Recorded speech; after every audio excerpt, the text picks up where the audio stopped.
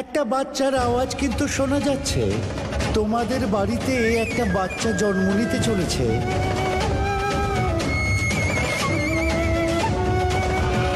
এর মানে হলো এই এই দোলনায় গিফট, এটা আপনি আমাকে পাঠিয়েছেন মহামায়া?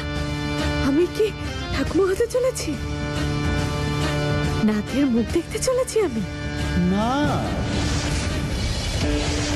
যে এই বাড়িতে পা রেখেছে সেই এই বাড়িতে বংশধর দিতে চলেছে।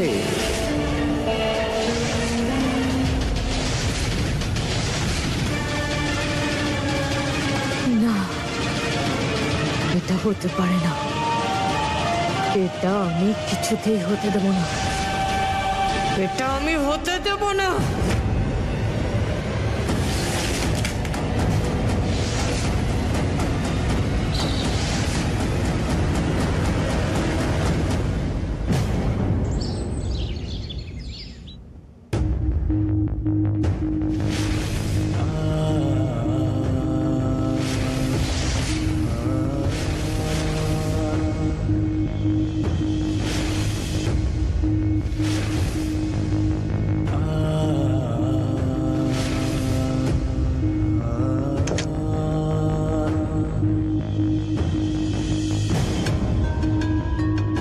উনি এখনো আমার জায়গাটা এভাবে খালি রেখেছেন।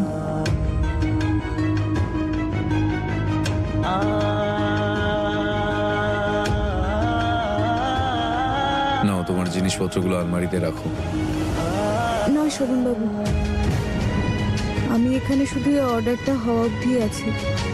6-7 দিনেরই তো ব্যাপার, এর কোনো প্রয়োজন পড়বে না।